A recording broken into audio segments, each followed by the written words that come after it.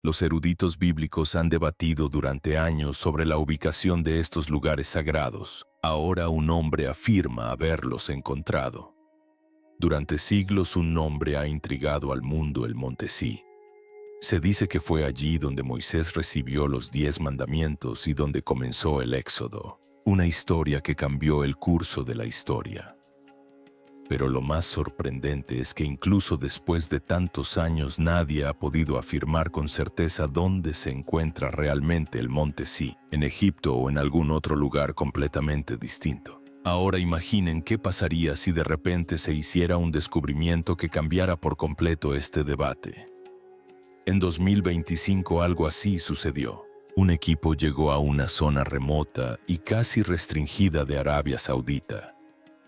Un lugar donde no solo es difícil llegar para la gente común, sino que incluso obtener imágenes claras es raro. Lanzaron un dron especial, no uno común, sino uno equipado con un radar de penetración terrestre de alta potencia capaz de ver en las profundidades de la montaña, no solo en la superficie. Y lo que encontraron dejó a todos atónitos: líneas rectas bajo las rocas, cámaras enterradas y extraños patrones geométricos. Cosas que la naturaleza no suele crear por sí sola. Todo apuntaba a algo que había sido construido de forma organizada. Pero ¿por quién y por qué? Después del escaneo, todas las pistas comenzaron a apuntar hacia la región noroeste de Arabia Saudita, especialmente alrededor de montañas como Jabal Makla y Jabal Alao, las mismas áreas que habían estado bajo sospecha durante años, pero sin ninguna prueba sólida. Si esto resulta ser cierto, este descubrimiento no solo podría cambiar la ubicación del Monte Sí, sino también obligarnos a comprender toda la historia del Éxodo de una manera completamente nueva. Entonces, ¿qué exactamente se esconde dentro de esa montaña prohibida que ha dejado atónitos incluso a los mejores expertos? Asegúrate de ver el video hasta el final, porque el verdadero misterio aún está por revelarse. Y si disfrutas de este interesante contenido basado en investigaciones, no olvides suscribirte al canal, porque no te encuentras con cosas como esta todos los días. El mayor atractivo de esta misión fue que esta vez el dron no solo estaba capturando fotos desde arriba. La gente ya había visto esta área antes. Se tomaron fotos, se hicieron conjeturas desde la distancia, pero todo se limitaba a la superficie. Esta vez fue diferente. Por primera vez se estaban recopilando datos que podían revelar lo que yace bajo tierra. El radar de penetración terrestre montado en el dron podía escanear profundamente dentro de las rocas. Eso significa que incluso cosas completamente invisibles desde arriba ahora podían detectarse. Al principio parecía que solo aparecerían características normales como capas de roca o antiguos cambios geológicos. Pero a medida que el escaneo avanzaba, la imagen comenzó a cambiar. No solo la superficie, sino incluso debajo de ella comenzó a aparecer algo inusual. En algunos lugares había líneas rectas. En otros lugares se veían espacios vacíos como pequeñas habitaciones enterradas. Y lo más sorprendente era que en ciertas zonas aparecían patrones geométricos que la naturaleza no suele formar por sí sola.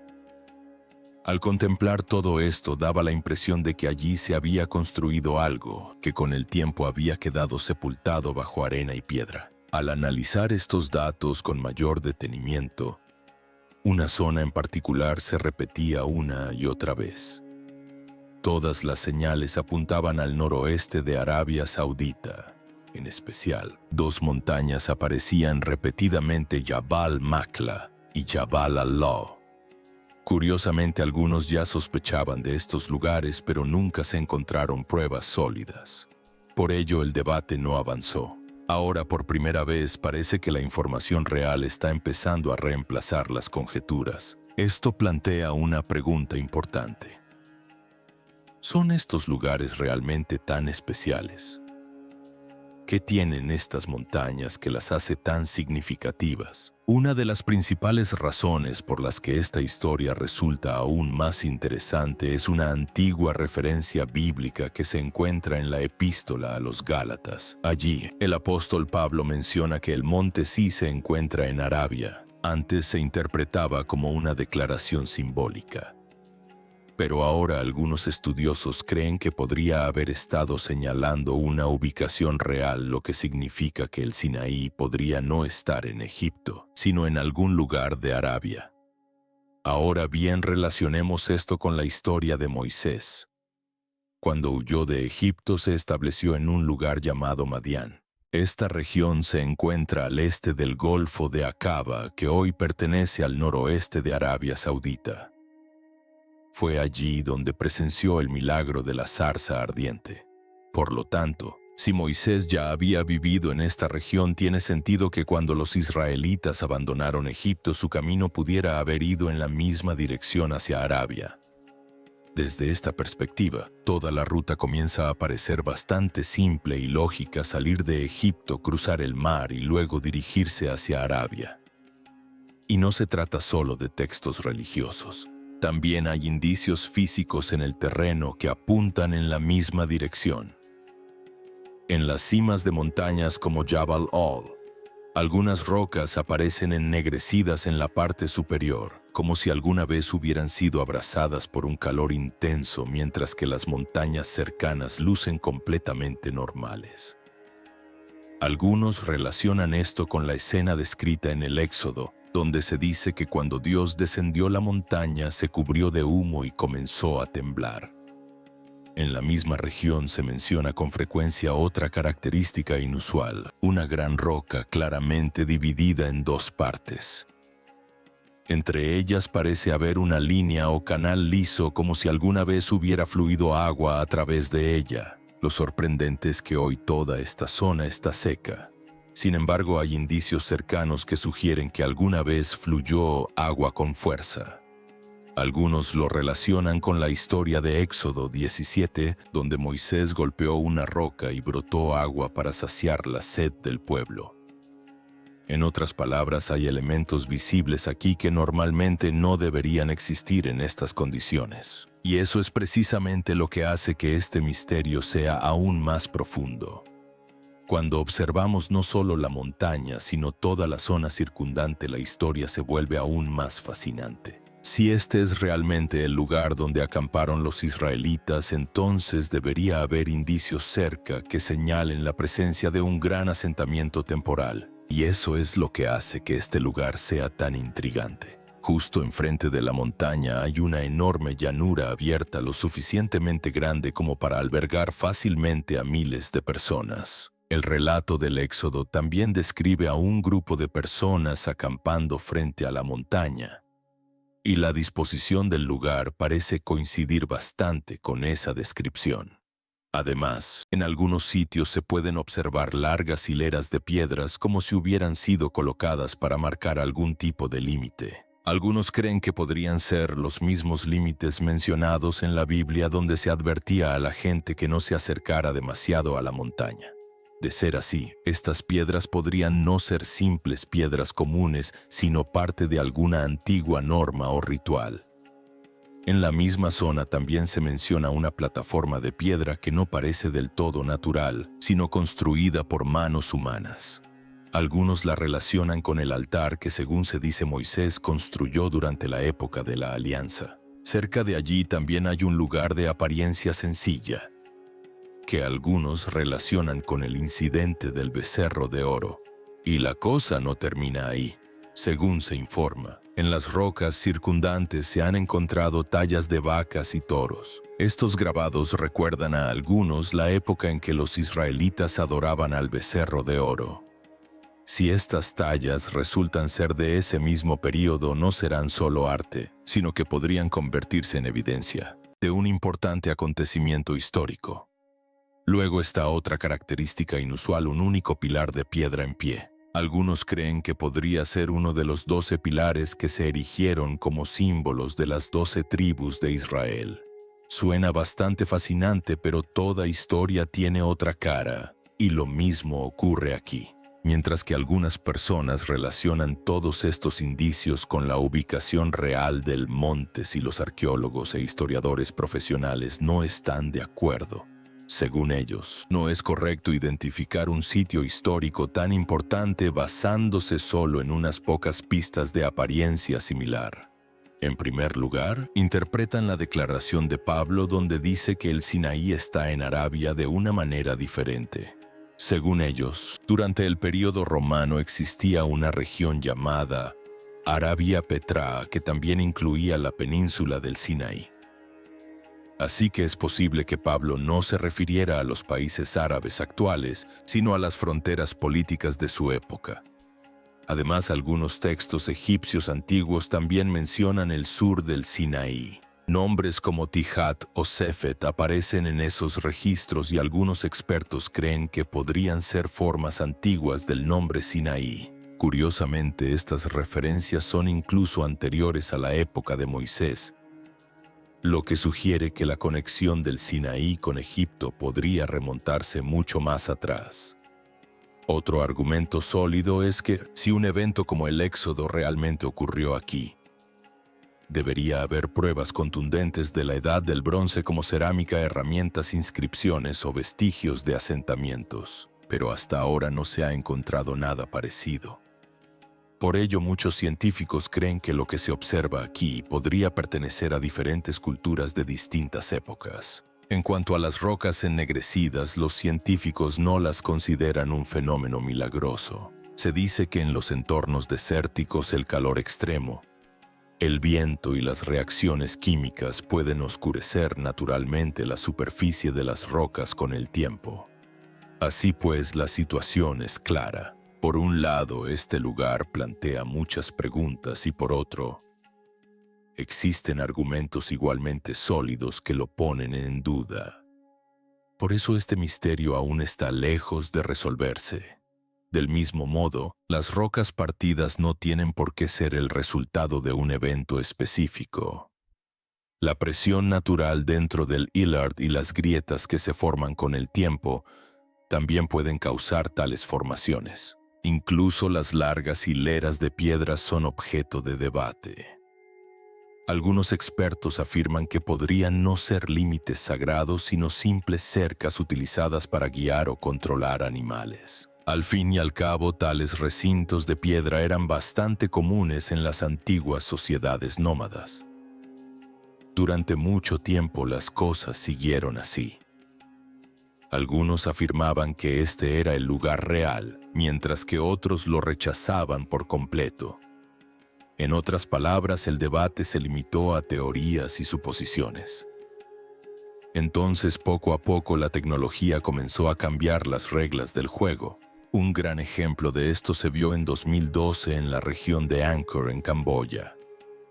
Allí se utilizó una tecnología llamada LAR, un sistema capaz de escanear bosques densos y crear un mapa completo de lo que se esconde debajo. Antes se creía que solo había unos pocos templos antiguos en esa zona. Pero tras el escaneo se reveló una ciudad entera oculta con una red de caminos, estructuras de edificios y mucho más que había permanecido enterrado bajo los árboles durante siglos. Esto dejó algo muy claro: el hecho de que no podamos ver algo no significa que no exista. Muchas veces la historia permanece oculta bajo tierra a la espera de la tecnología adecuada para ser desenterrada. Con esta misma idea, en 2025 se dio un nuevo paso. En esta ocasión se envió un dron especial para estudiar las montañas, equipado con un radar de penetración terrestre mucho más potente que nunca. Esta tecnología no solo permitía escanear la superficie, sino también observar el interior de las rocas. Donde antes solo había conjeturas, ahora comenzaban a llegar datos sólidos. Y al analizar detenidamente estos datos, una montaña en particular seguía llamando la atención una y otra vez. Al comparar diferentes ubicaciones, se descubrió que los patrones encontrados en este lugar coincidían con otros casi como piezas de un rompecabezas que encajan. Estos patrones no parecían formaciones naturales comunes. En cambio, parecía como si algo hubiera sido construido deliberadamente allí. Pero junto con esto surgió una nueva pregunta. Si la tecnología moderna apunta a este lugar hoy, ¿ya se conocía su existencia en el pasado? ¿O es que este sitio está saliendo a la luz ahora? Podría ser que existiera en relatos durante siglos pero sin pruebas sólidas. Ahora bien, aquí va otra reflexión interesante. ¿Este lugar se volvió sagrado tras la llegada de Moisés, o ya se consideraba especial antes de eso? Piensa en el momento de la zarza ardiente. Cuando Moisés se acercó a ese fuego extraño, la voz que escuchó no dijo, «Este lugar se convertirá en sagrado». En cambio, decía claramente, «Quítate las sandalias porque el suelo que pisas ya es sagrado». Esto significa que el lugar era considerado especial incluso antes de ese momento. Esto podría sugerir que Horeb, también conocido como el Monte de Dios, ya era venerado de alguna forma antes de Moisés. Es posible que Moisés no consagrara un lugar nuevo, sino que llegara a un sitio que ya era importante para la gente. Esta idea también se relaciona con una etapa de la vida de Moisés cuando vivía en Madián. Tras abandonar Egipto, se refugió allí y se casó con Jetro, quien se cree que fue sacerdote de Madián. Esto sugiere claramente que Moisés vivía en un entorno donde ya existían tradiciones religiosas. Solía recorrer la región como pastor, pero es difícil creer que desconociera los alrededores. Estaba entre gente que conocía muy bien su tierra y sus creencias. Por lo tanto, es muy posible que un lugar como Horeb ya fuera importante para la población local. Moisés simplemente la encontró dentro de esa tradición existente. Con el tiempo, la identidad de esa montaña también fue cambiando. Al principio, la tradición cristiana primitiva no se centraba en visitar lugares físicos específicos. La gente estaba más interesada en ideas espirituales. Pero en el siglo IV se produjo un cambio importante cuando el emperador romano Constantino el Grande adoptó el cristianismo. Después de esto comenzaron los esfuerzos para localizar y preservar los lugares relacionados con la Biblia. A partir de aquí la historia dio un giro inesperado. Un punto de inflexión crucial se produjo en el siglo IV cuando Helena, la madre de Constantino, comenzó su búsqueda de lugares sagrados alrededor del año 326 después de Cristo. Su objetivo era claro: encontrar los lugares reales relacionados con la Biblia. Durante este tiempo, monjes y ermitaños comenzaron a reunirse cerca de una montaña en Egipto conocida como el Monte Sí. Creían que allí Moisés había presenciado el milagro de la zarza ardiente. Gradualmente se formó una tradición en torno a este lugar. La gente comenzó a creer que este era el valle donde Dios habló con Moisés. Con el tiempo, esta creencia se fortaleció. Para el siglo IV, una pequeña comunidad de monjes ya se había establecido allí. Compartían la historia del lugar con los visitantes y mantenían viva la memoria de la zarza que consideraban sagrada. Luego, en el siglo VI, se dio otro paso importante. El emperador Justiniano I ordenó la construcción de un monasterio fortificado aquí. Hoy se le conoce como San, el monasterio de Santa Catalina. Este lugar se convirtió no solo en un centro religioso, sino también en un importante centro de conocimiento. Su biblioteca conservaba manuscritos bíblicos muy antiguos y escritos cristianos primitivos y se considera una de las bibliotecas más antiguas del mundo. Se dice que aquí se encuentra el Pozo de Moisés, lugar donde se cree que Moisés ayudó por primera vez a la población local. Pero surge una gran pregunta: si los israelitas realmente se quedaron cerca de una montaña, acamparon allí y vivieron allí durante casi un año, ¿por qué no encontramos pruebas claras de ello? ¿Por qué no vemos murallas ni estructuras sólidas? La respuesta reside en su modo de vida en aquel entonces. Los israelitas no eran una civilización sedentaria. No eran constructores de ciudades. No tenían casas permanentes, templos ni fortificaciones. Eran una sociedad nómada, pastores que vivían en tiendas con sus familias y tribus, desplazándose donde quiera que encontraran agua y pastos. Según la Biblia, permanecían en un lugar durante aproximadamente un año. Pero desde una perspectiva histórica, un año es un tiempo muy corto, especialmente cuando no se construía nada permanente. Por ello, las huellas que dejaban habrían sido muy tenues. Los expertos afirman que estos grupos nómadas suelen dejar 4 tipos de huellas que con el tiempo desaparecen con bastante facilidad. Si estas personas se establecían en algún lugar, dejaban señales, pero el problema es que estas señales no duran mucho. El primer tipo son fogones para cocinar. Colocaban pequeñas piedras en círculo, pero después de un tiempo el viento se lleva la ceniza. La lluvia y el tiempo dispersan las piedras y los animales las pisotean. Después de algunas estaciones todo desaparece. El segundo son agujeros de postes de tiendas de campaña. Estos son tan pequeños y tenues que son difíciles de identificar. Con los años la tierra, el viento y la arena los llenan y lentamente desaparecen por completo. El tercero son trozos de cerámica rota. Los pueblos nómadas llevaban muy pocas pertenencias, por lo que incluso su cerámica era limitada. Cuando se rompía, los fragmentos se dispersaban. Con el tiempo se mezclaban con piezas dejadas por otros grupos, lo que hacía casi imposible saber a quién pertenecía cada una. El cuarto son pozos de desechos o letrinas. En áreas abiertas, la materia orgánica se descompone rápidamente. En los desiertos, este proceso es aún más rápido. Las bacterias, los insectos y el paso del tiempo se combinan para borrarlo todo. Tras miles de años no queda nada visible.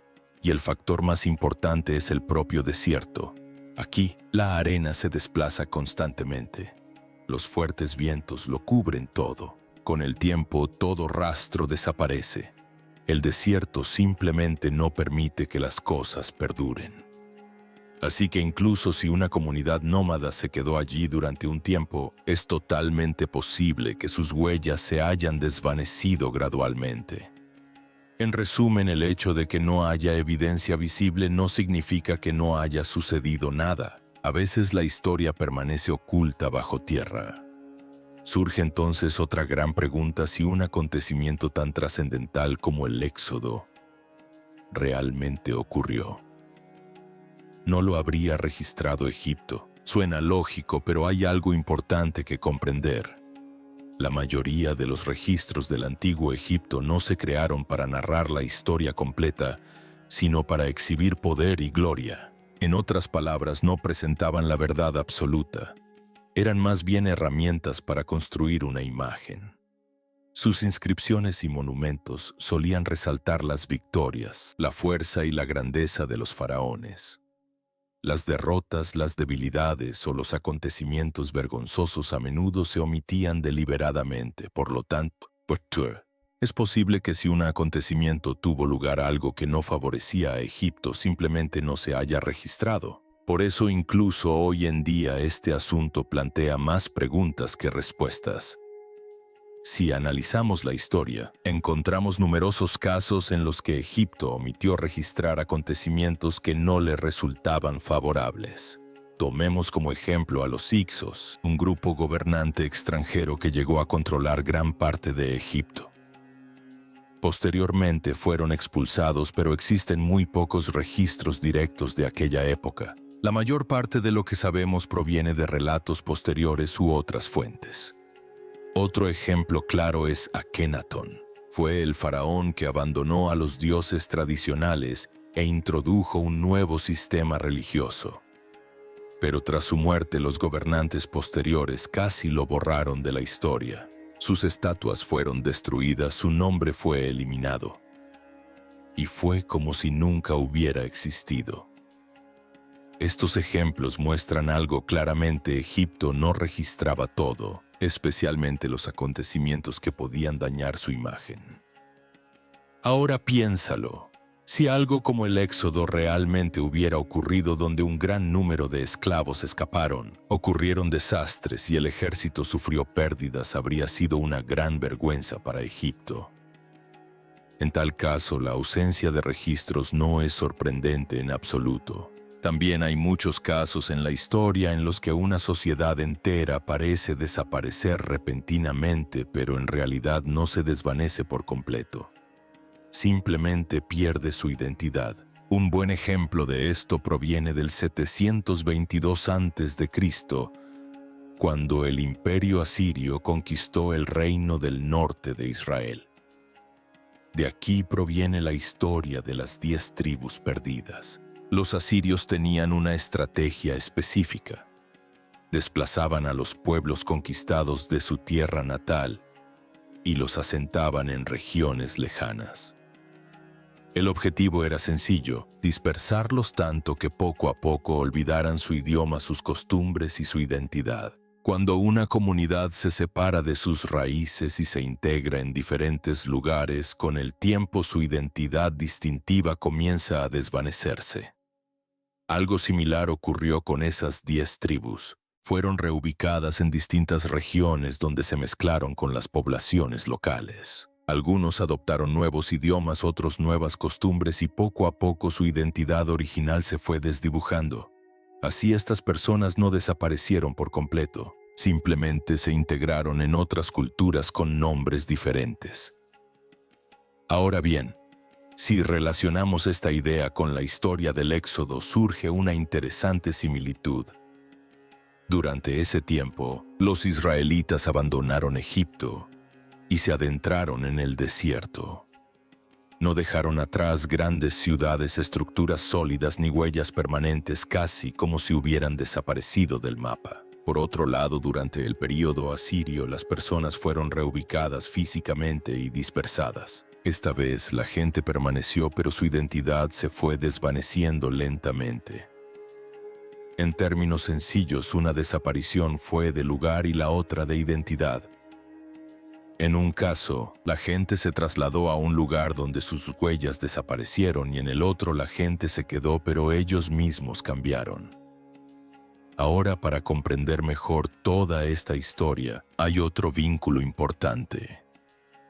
Los madianitas. Esta era la comunidad entre la que Moisés pasó una cantidad significativa de tiempo después de huir de Egipto. Si queremos comprender el Éxodo de una manera real y práctica, es importante saber quiénes vivían en esa región en ese momento y cómo era su estilo de vida. Los descubrimientos en el noroeste de Arabia sugieren que los madianitas vivían allí, pero su identidad no estaba definida por grandes ciudades o grandes palacios. Vivían en pequeños campamentos temporales y no se quedaban en un solo lugar. Se desplazaban según las estaciones y las necesidades. Sus campamentos a menudo se establecían cerca de fuentes de agua o rutas comerciales. Una clara señal de su presencia es su cerámica. No eran vasijas comunes. Presentaban diseños rojos o marrones con motivos geométricos de colores claros. Estas piezas de cerámica se han encontrado en diferentes lugares, lo que sugiere que los madianitas se desplazaban por una amplia zona manteniendo una identidad propia. Además, las excavaciones han revelado restos relacionados con el cobre, como escoria tras la fundición y fragmentos de hornos. Esto demuestra que no solo eran pastores, sino que también se dedicaban a la metalurgia del cobre. Por lo tanto, los madianitas no eran meros nómadas, sino que en cierto modo constituían una sociedad organizada que sabía cómo utilizar sus recursos eficazmente. Los huesos de animales también respaldan esta idea. Los restos de ovejas, cabras y vacas indican que sus habitantes dependían en gran medida de la ganadería. Asimismo, se han encontrado pequeños sistemas de captación de agua, como pozos de piedra o canales utilizados para recoger el agua de lluvia o la escorrentía estacional. Es evidente que habían aprendido a sobrevivir en un entorno árido. Curiosamente, la mayoría de estos hallazgos datan de entre los siglos XV y XIII a.C., el mismo período que suele asociarse con el Éxodo. Esto plantea otra pregunta. ¿Adquirió importancia esta montaña tras la llegada de los israelitas o ya era significativa con anterioridad? Algunos creen que la respuesta podría estar oculta en su nombre. Una teoría sugiere que el nombre Sinaí podría estar relacionado con Sin, el antiguo dios lunar mesopotámico. En aquellos tiempos, las altas montañas solían asociarse con el cielo o con las deidades. Otra teoría sugiere que el nombre proviene de una palabra hebrea que significa arbusto espinoso, el mismo tipo de arbusto que aparece en la historia de la zarza ardiente. Algunos también lo relacionan con un antiguo nombre del desierto reflejando la identidad de esa región. Así pues, independientemente del origen del nombre, una idea se repite constantemente: este lugar podría haber sido considerado especial de alguna manera. Algunas evidencias físicas parecen respaldar esta idea. Se han encontrado plataformas y estructuras de piedra que no parecen naturales. Algunos creen que podrían haber sido antiguos altares o lugares de culto. Cerca de allí, también se han descubierto huesos de animales, lo que sugiere que pudo haber tenido lugar algún tipo de actividad comunitaria o ritual. En cuanto a la zarza ardiente, también puede explicarse de forma natural. Las plantas espinosas del desierto, como la acacia, contienen aceites que pueden incendiarse con calor extremo o a veces por un rayo. Así pues, algunas cosas pueden parecer milagrosas, pero también pueden tener explicaciones naturales. Y eso es lo que hace que todo este misterio sea aún más fascinante. Para quien lo presenciara, un incendio así podría resultar muy extraño, sobre todo si la vegetación no se consume por completo, sino que solo parece estar en llamas. Sin embargo, en las regiones desérticas, los rayos o los incendios repentinos en condiciones de sequía no son infrecuentes. Ahora, al unir todas las piezas de la historia, la situación empieza a aclararse. Por un lado, contamos con tecnología moderna, drones y radares de penetración terrestre que sacan a la luz lo que se esconde bajo tierra. Por otro lado, también comprendemos cómo vivían las personas en aquel entonces, nómadas sin hogares permanentes ni muros. En tales circunstancias, es completamente natural que sus huellas desaparezcan con el tiempo. Incluso el silencio de Egipto se convierte en una pista en sí mismo. Si ocurría algo que contradecía su imagen, no se consideraba necesario registrarlo. La historia ofrece muchos ejemplos de comunidades enteras que parecen desaparecer repentinamente. Pero en realidad, se trasladan a otro lugar o se integran en otras culturas. Tomemos como ejemplo las 10 tribus perdidas. No se esfumaron sin dejar rastro. Con el tiempo se dispersaron por diferentes regiones, se mezclaron con otras personas y su identidad fue cambiando poco a poco. Así que al considerar todos estos puntos en conjunto, una cosa queda clara. El hecho de no encontrar pruebas no siempre significa que no haya ocurrido nada. A veces las personas se dispersan, cambian o viven en condiciones donde el tiempo borra todo rastro que dejan. Y ahora, con la nueva tecnología, quizás podamos finalmente ver esos tenues rastros que antes ni siquiera podíamos comprender. Recuerda, la desaparición no siempre significa el final. El desierto no está vacío, simplemente ha mantenido sus historias ocultas hasta ahora. Y si disfrutas de historias misteriosas basadas en la historia como esta, no olvides suscribirte al canal para más descubrimientos.